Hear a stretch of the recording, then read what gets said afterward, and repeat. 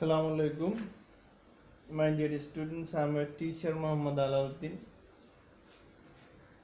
and we are learning rules-based conjunctions or special completing sentence. And in my last lecture, I discussed the rules for conditional sentence or if clause. Now I would like to discuss the other conjunctions, especially rules-based conjunctions for completing sentence. And dear students, আমরা আরেকটা পেয়ে যাই যেটা পরীক্ষায় আমরা প্রায় পেয়ে যাই, সেটা হলো লিস্ট। এটার অর্থটা কিছুটা অ্যাজ এর কাছাকাছি দেয়, কিন্তু মনে রাখার জন্য আমি বলছি যে অ্যাজ এর সাথে এর একটু পার্থক্য আছে। অ্যাজ যেমন বলে যে কোনো ঘটনা এর সাথে তার ফলাফল, কোনো ঘটনা এর সাথে তার ফলাফল, বা কোনো কাজ তারপরে তার ফলাফল, এই দুটো মিলে অ্যাজ আমাদের আসে। কিন্তু এইখানে ঠিক ওই রকমই আসে, কিন্তু উল্টে যায়। যেমন এখানে ভালো পড়ালেখা, যেহেতু ভালো পড়ালেখা করে, অ্যাজ যেহেতু ভালো পড়ালেখা করে ভালো রেজাল্ট করবে। আর এখানে হচ্ছে ভালো পড়ালেখা করে যাতে খারাপ রেজাল্ট না করে, অর্থাৎ উল্টে যাবে। পরের অংশটা আমাদের উল্টে যাবে, অর্থাৎ অর্থটা পরে না ঘটে, পরে তার জন্য কোনো নেগেটিভ কোনো কিছু না ঘটে, এরকম বোঝাতে আমাদের এটা ব্যবহার করা হয়। তো এটার জন্য অবশ্যই আমাদের পরীক্ষার প্রস্তুতি হিসেবে বা পরীক্ষার জন্য অবশ্যই এটা আমাদের মনে রাখতে হবে যে এর স্ট্রাকচারের মধ্যে এইখানে আমাদের একটা ফার্স্ট ক্লজ থাকলো,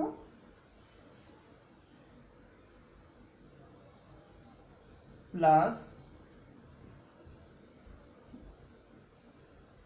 সাবজেক্ট প্লাস শুড প্লাস ভার্বের বেস ফর্ম প্লাস এক্সট্রা। মনে রাখতে হবে যে পরের অংশটা অর্থ বাংলায় দিবে নেগেটিভ, কিন্তু ইংলিশে তার স্ট্রাকচার অবশ্যই অ্যাফার্মেটিভ হতে হবে। আবার বলি, এটার স্ট্রাকচারে পরের অংশের বাংলা অর্থটা নেগেটিভ দিলেও এর ইংলিশের স্ট্রাকচারটা অবশ্যই অ্যাফার্মেটিভ হতে হবে, এবং সেখানে শুড ব্যবহার করতে হবে। যেমন এই বাক্যটাই তোমরা বারবার পেয়ে থাকো, সেটা হচ্ছে walk first lest you should miss the bus। অর্থাৎ দ্রুত যাও, না হলে বাসটা মিস করবে। ঠিক আছে, বাসটা ধরতে পারবে না, বা যাতে বাসটা মিস না করো, এরকম অর্থ দিবে, যাতে বাসটা মিস না করো। Study hard lest you should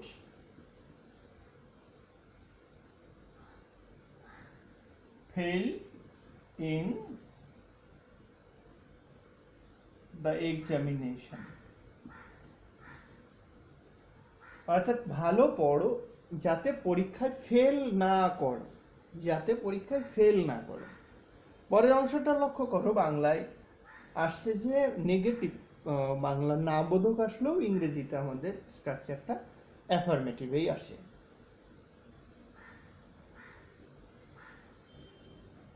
students, আমরা এরপরে যেটা শিখবো সেটা হচ্ছে অ্যাজ ইফ বা অ্যাজ।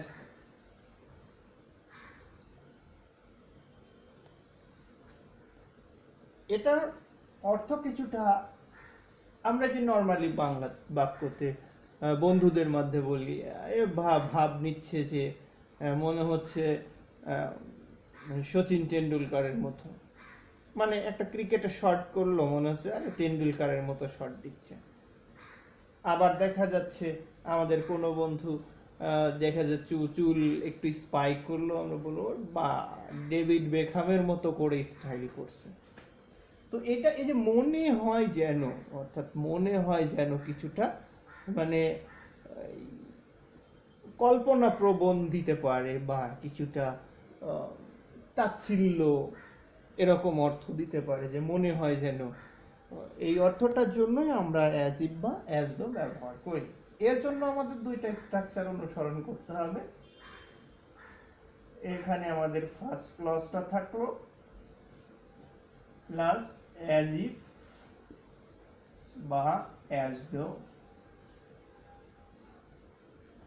ফার্স্ট ক্লজ আমরা না লিখে এখানে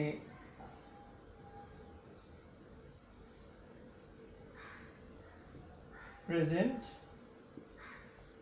জিপ বা as though plus past indefinite. As if বা অ্যাজ দো এর পরে পাস্ট ইনডিফিনিটটা আমরা লিখব। যেমন এই বাক্যটা তোমরা দেখে এসেছো, আমি সেটাই তোমাদের জন্য অ্যাপ্লাই করি। Talks as if he were A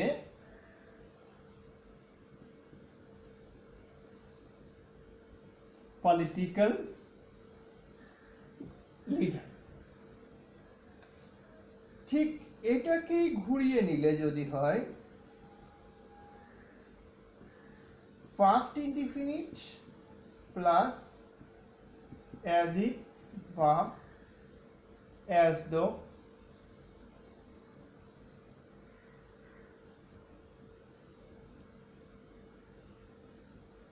plus past perfect.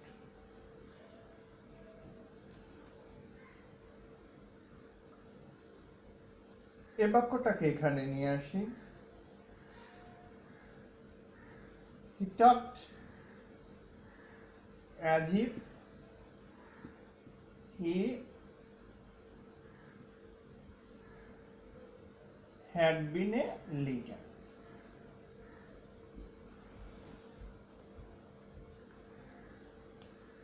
আমাদের পরীক্ষায় সাধারণত এই অংশটা দেয়া থাকবে, এই অংশটাকে আমাদের পূরণ করতে হবে, অর্থাৎ অ্যাজ ইফ অ্যাজ দো পর্যন্ত দেয়া থাকলো, এর পরের অংশটা আমাদের ফিল আপ করতে হবে। সো মনে রাখতে হবে এটা প্রেজেন্ট, পরেরটা পাস্ট, কিংবা এটা পাস্ট, পরেরটা পারফেক্ট। নেক্সট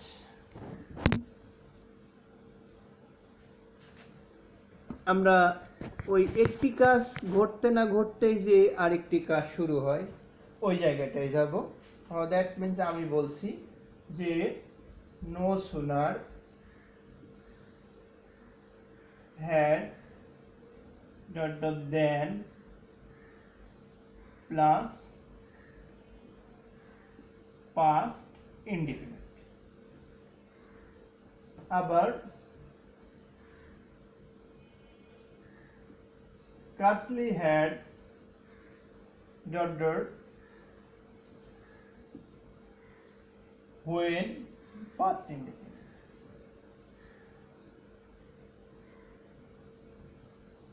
Hardly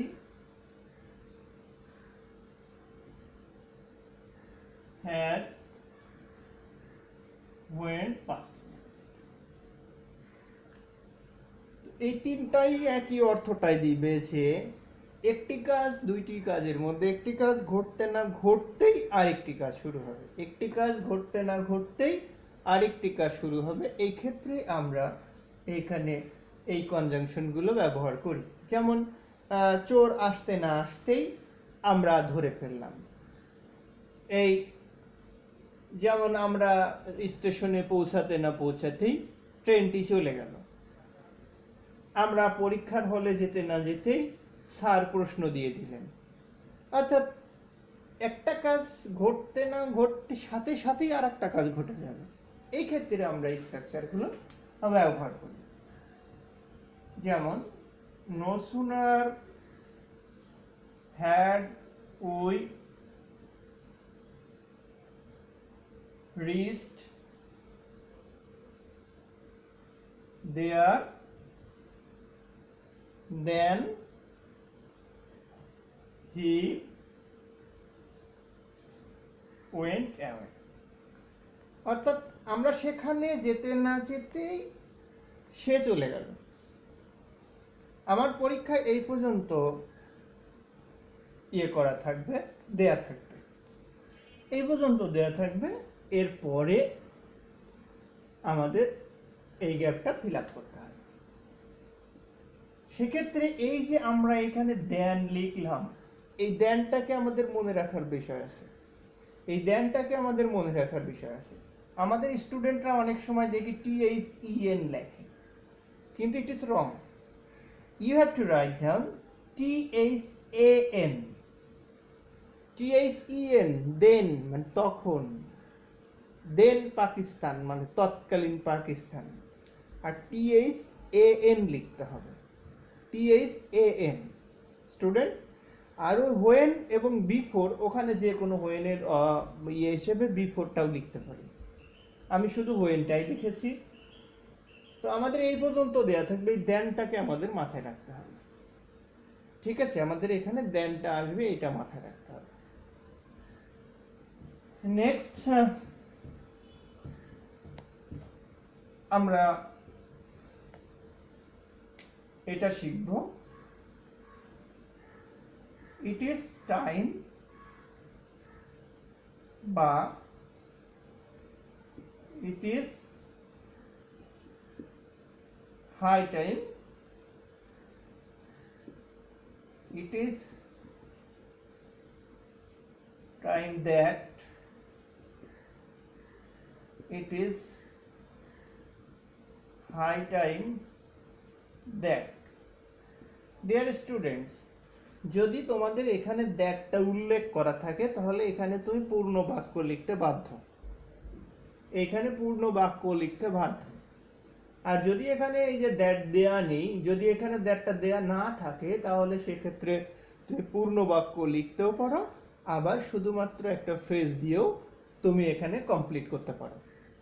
যদি পূর্ণ বাক্য লিখতে হয়, যদি এখানে বাক্য লিখতে চাও, তাহলে সেটা অবশ্যই পাস্ট ইনডিফিনিট, সেটা অবশ্যই পাস্ট ইনডিফিনিট টেন্সের হতে হবে। যদি ওখানে বাক্য লিখতে চাও তাহলে পাস্ট ইনডিফিনিট হতে হবে। এখানেও তুমি যদি বাক্য লিখতে চাও তাহলে সেক্ষেত্রেও পাস্ট ইনডিফিনিট অ্যাপ্লাই করতে হবে। আর যদি ফ্রেজ লিখতে চাও তাহলে টু প্লাস, যেটাকে আমরা ইনফিনিটিভ ফ্রেজ বলব। ঠিক আছে, আমরা যদি বাক্য লিখতে চাই পাস্ট ইনডিফিনিট, আর যদি ফ্রেজ লিখতে চাই ইনফিনিটিভ ফ্রেজ, আর দ্যাট যদি দেয়া থাকে তাহলে অবশ্যই বাক্যটা লিখতে হবে। যেমন it is time to go now। আবার it is time that he went। এভাবে। Dear students, that is all for my lecture today. In my next lecture or next class, I will discuss other conjunctions, especially meaning based conjunctions or practice area. So again I am requesting you, but I would like to request you, please stay home and pray to Almighty Allah for the safety of you and safety of your family and safety of the world. Thank you. Assalamu alaikum.